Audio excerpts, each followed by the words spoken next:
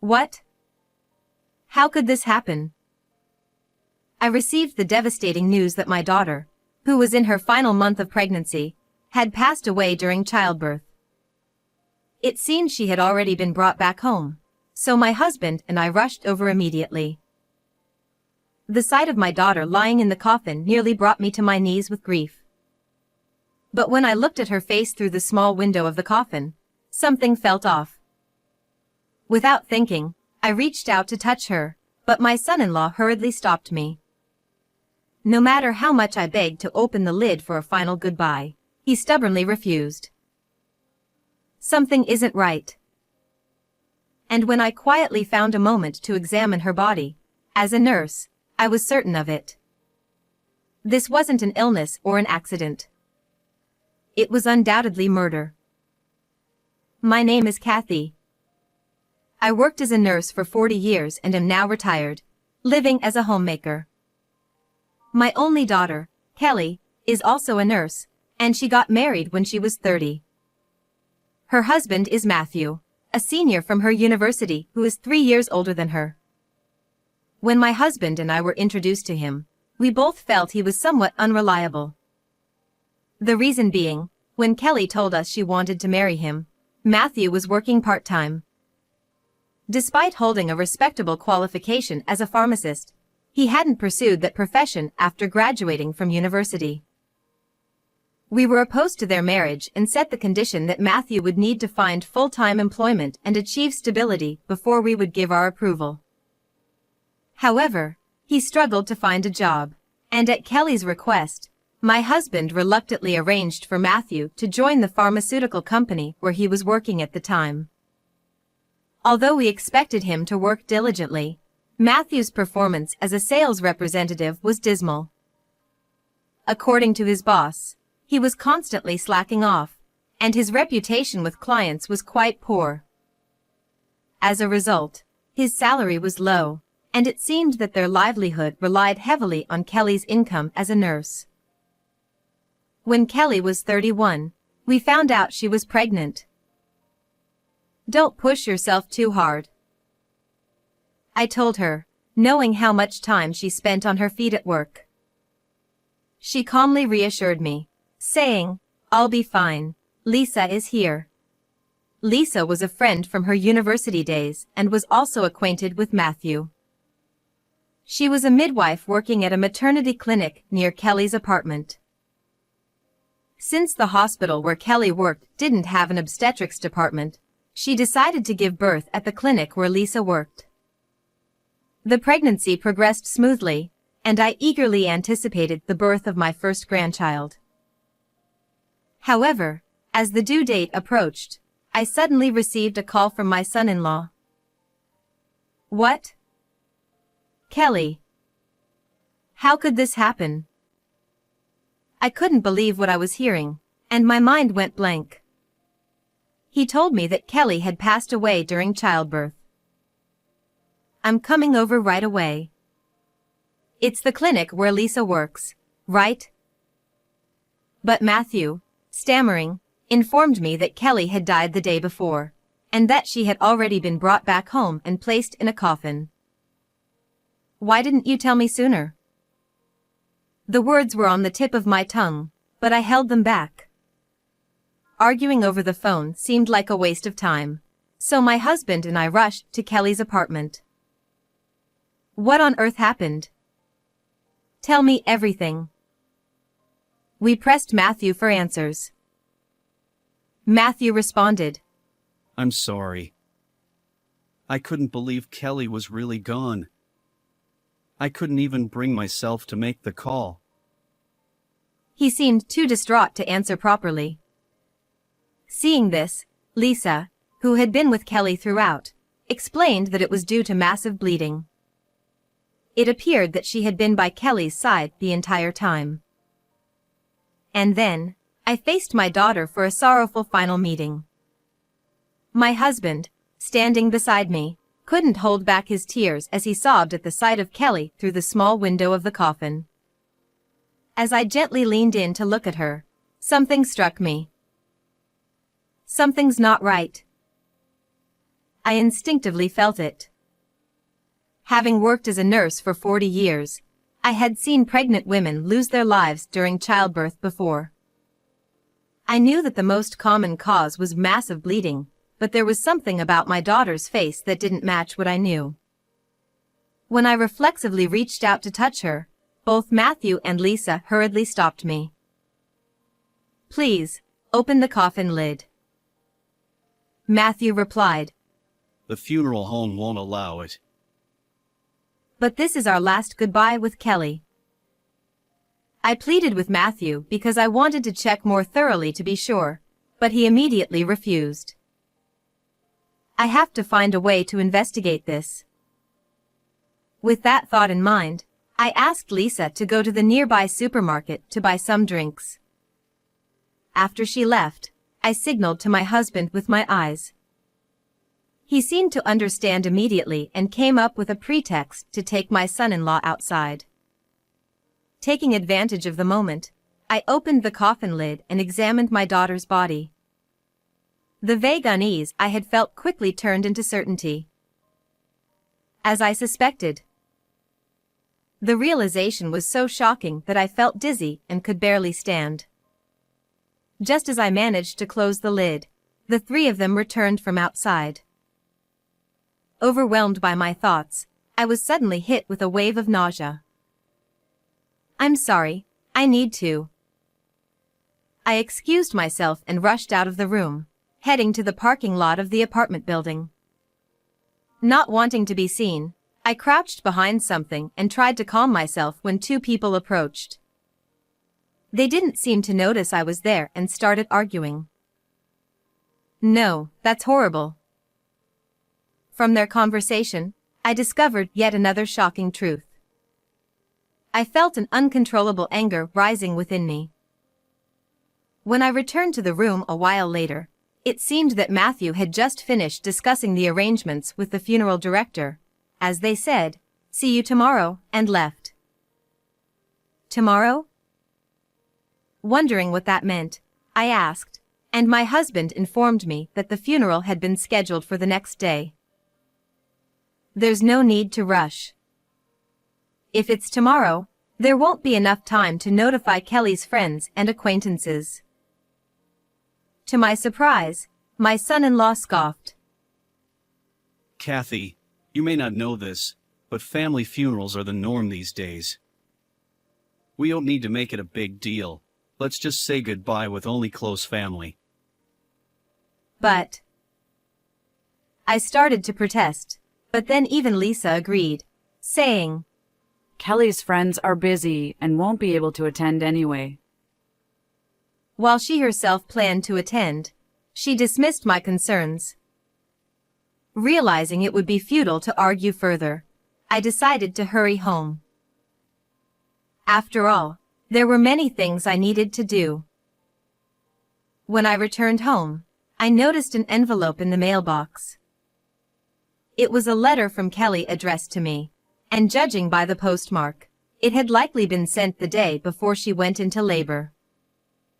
I quickly opened it, and the letter was filled with Kelly's hopes for the future.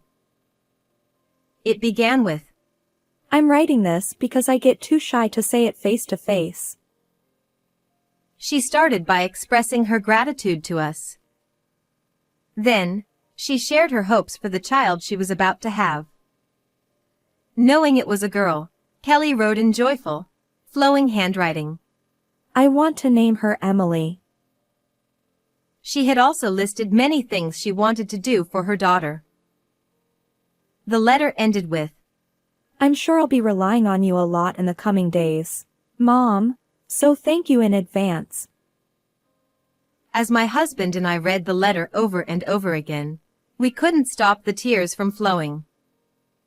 After we had cried our hearts out, I made up my mind to avenge Kelly.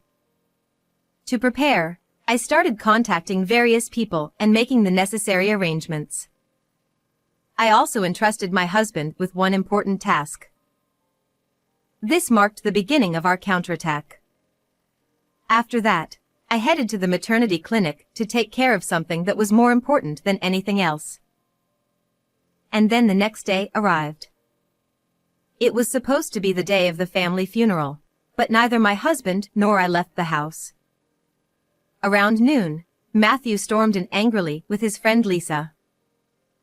Matthew yelled, "What's going on?"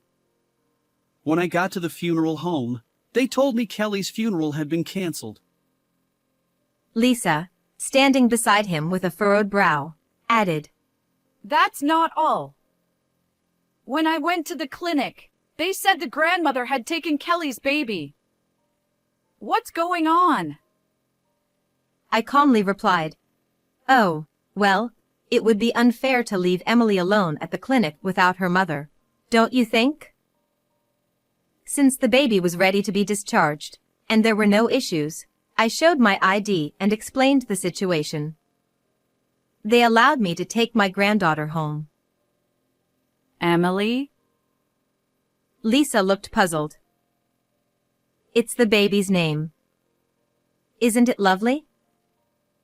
At that moment, Matthew, enraged, stepped closer to me and shouted, "Don't just name her whatever you want." "It wasn't me who named her, it was Kelly. Here, see for yourself." I handed him the letter from Kelly. Matthew's face tightened, and he was at a loss for words. Matthew stammered, "Well, if that's the case, fine, but about the funeral." I cut him off, glaring at him. "The funeral home you hired had a bad reputation when I looked into it, so I changed it to someone I know. The only downside is that the funeral will be in a week since they had no earlier openings. That's okay, right?" I said in one breath. Matthew's eyes narrowed in anger as he glared back at me. "Don't do things without consulting me first." He snapped. "Oh.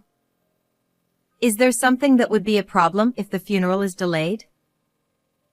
I asked, watching him mutter in frustration, and he fell silent. I said, "Then we'll see you in a week," and ushered them out the door. Reluctantly, they left. A week later, the funeral venue was filled with many people who had come to say goodbye to Kelly. When I reached out to Kelly's friends, they all made time to come and pay their respects. Once everyone was gathered, I stepped forward and stood in front of the microphone. Thank you all for coming to honor Kelly today. Before the funeral begins, there is something I need to share with you all. As I began to speak, Matthew stood up. "Wait! I wasn't told about this." He shouted. But I ignored my son-in-law and continued. "I need to share my daughter's will." "Will? What will?" Matthew was surprised, but then quickly flashed a brief, sly smile. I didn't miss that. As the room fell silent, I began to read the will aloud in the presence of the attorney. The will began with words of gratitude to her stepfather, who had loved her dearly. Yes, my current husband is the one who raised Kelly. My ex-husband was a wealthy man, and when we first married, I, being just a nurse, was often accused of being after his money. In the end, I couldn't get along with his family, so I left, taking Kelly with me. Later, I met my current husband, and we remarried when Kelly was in kindergarten. Though we didn't have any children together, he loved Kelly as if she were his own. Some of the people at the funeral, who hadn't known this, were moved to tears. Matthew interrupted. "That's irrelevant. Get to the important part. Isn't that what everyone here is interested in?" Ignoring Matthew's impatience, I continued to read the will. Kelly's biological father passed away when she was in college, and at that time, she inherited a large sum of money. The amount was about $3 million, and Kelly expressed her wish for us to use that money. However, since it came from my ex-husband, it had nothing to do with me, and I had no right to accept it. I advised her. If you hold on to it, there might be a time when it comes in handy. So, Kelly entrusted the management of the inheritance to a lawyer. Matthew, grinning with delight, said, Well then, as her husband, I have the right to inherit my wife's assets, don't I? I smiled and told him. But you see, Kelly eventually decided the amount was too large for her. So she discussed it with the lawyer and donated most of it. What? So how much is left? Matthew erupted in outrage at the mention of the donation. When the lawyer announced the remaining amount, Matthew let out a sigh of relief. $1 million left. Well, I guess that's still fine, he said with a smirk. But the will states that the inheritance is to be divided into 3 equal parts among Kelly's parents and the child to be born, I announced. Matthew's face turned bright red with anger. What? You've got to be kidding. Then what was the point of me marrying Kelly? He shouted. The attendees looked at him with disdain, but Matthew didn't seem to notice. No matter how much you complain, this will is legally binding, and nothing will change, I said, locking eyes with him. His face grew even redder as he stormed toward Kelly's coffin. What are you doing? I cried out. I won't be satisfied until I give her a piece of my mind, Matthew shouted as he forcefully opened the coffin lid. But then, he froze as he looked inside. Matthew stammered. Why? To his shock, Kelly's body was not in the coffin. As he stood there in disbelief, I thrust a piece of paper at him. Look at this, I demanded. What? He replied, bewildered. It was the autopsy report on Kelly's body. Ever since that sorrowful encounter at her apartment, I had been suspicious about her death. And when I opened the coffin and examined her body, my suspicions turned into certainty. This was murder. I consulted a doctor I knew, and after explaining the situation, he too felt something was amiss and introduced me to a forensic pathologist. That pathologist agreed to perform the autopsy. Look closely. It's written right here. Kelly's cause of death wasn't due to illness or an accident. As gasps of shock echoed through the room, I continued. She was killed by a drug.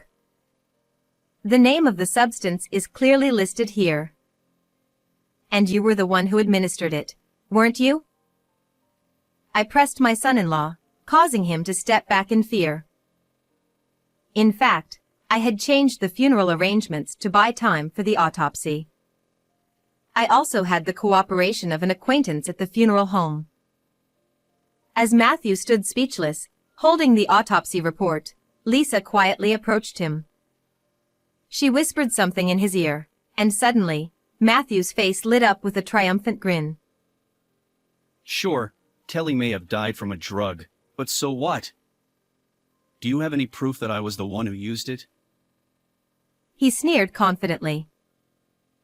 This time, my husband stepped forward and handed him a ledger. It was a record from the pharmaceutical company where Matthew worked, the same company where my husband had worked until his retirement. My husband, with the help of a former colleague, had meticulously compared the records in the ledger with the inventory in the warehouse. They discovered that the exact drug that had taken Kelly's life was missing. And there was only one person who had accessed the warehouse on the day the drug went missing. The company's records show it clearly.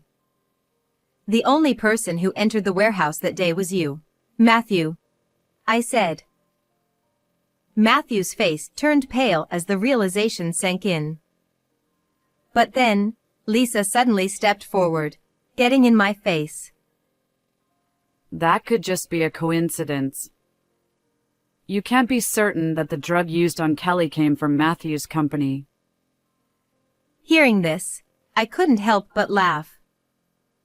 It was a classic case of revealing too much. Oh, so you call him Matthew, do you? I thought you used to address him by his last name, I remarked. Lisa's face tensed up, and she started to panic. So what if I did?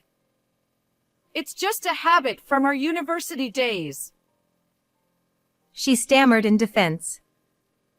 Without replying, I took my phone out of my pocket and played an audio recording. The recording captured a conversation between two people, a man and a woman. This is Matthew and Lisa's voices, isn't it? I asked rhetorically, though the answer was clear. In the recording, they were calling each other Matthew and Lisa. I had turned the volume up to the maximum, so the entire conversation echoed throughout the funeral hall. Their argument was recorded in vivid detail. Yes, the two people arguing in the parking lot that day, when I was overcome with nausea, were Matthew and Lisa. Realizing it could serve as evidence, I had quickly activated the voice recorder on my phone and captured their conversation. Although I could have handed this over to the police right away, I hesitated, fearing they might destroy other evidence. Instead, I decided to investigate further on my own. Of course, there was also a part of me that wanted to exact revenge personally. The audio recording clearly captured that they had taken Kelly's life for her inheritance and that Matthew and Lisa were having an affair. Ever since they found out Kelly had inherited a substantial amount during her university years, they had been waiting for an opportunity to get rid of her. Kelly's pregnancy presented that chance. It was Lisa who advised Kelly to give birth at the clinic where she worked. During the chaos of the childbirth, Lisa injected Kelly with the drug that Matthew had provided. And you even tried to take the child's life along with Kelly's, leaving her to suffer, I accused. Of course. If we didn't, Matthew's share would have been smaller. Lisa replied, unapologetically. And then the part-time doctor went and performed an emergency surgery on Kelly, saving the baby. What a pity. Lisa's nonchalant attitude as she said this made me feel more than just anger. It filled me with sadness. It was heartbreaking to hear such callous words from someone in a profession dedicated to saving lives. Matthew added, If it weren't for that kid, I would have gotten that money too. He had even instructed Lisa to remove the baby from the hospital and dispose of her. Matthew's greed left no room for any fatherly love. He was entirely consumed by his obsession with money. And yet you went and took the baby without our permission. He shouted. The room was in chaos. Some people looked at them with eyes full of anger, while others couldn't hold back their tears. That's why I took Emily from the clinic, to protect my granddaughter from you too, I said coldly. Matthew lunged at me in a rage, but people around us, including my husband, restrained him and forced him to the ground. The police will be here any moment. It's over, I told him. I had asked the lawyer to call the police at the right moment.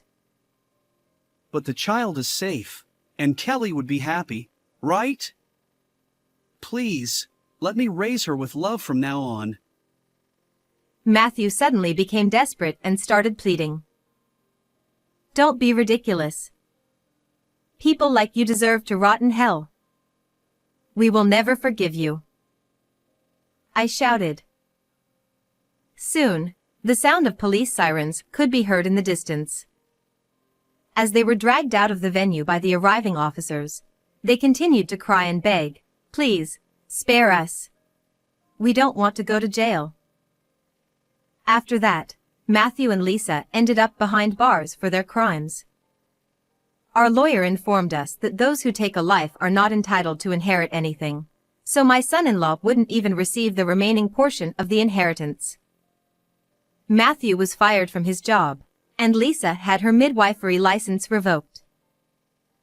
They have a dark, miserable life ahead of them, crawling in the dirt, but they are no longer our concern, nor do we have time to worry about them. After all, we're busy raising a child again after 30 years. And I must say, it's been incredibly fulfilling and joyful. We've decided to use all of Kelly's inheritance for Emily's future. And we're determined to fulfill all the things Kelly wanted to do for her daughter, as written in her letter. So, how did you find today's story? Don't forget to subscribe to the channel. See you in the next video.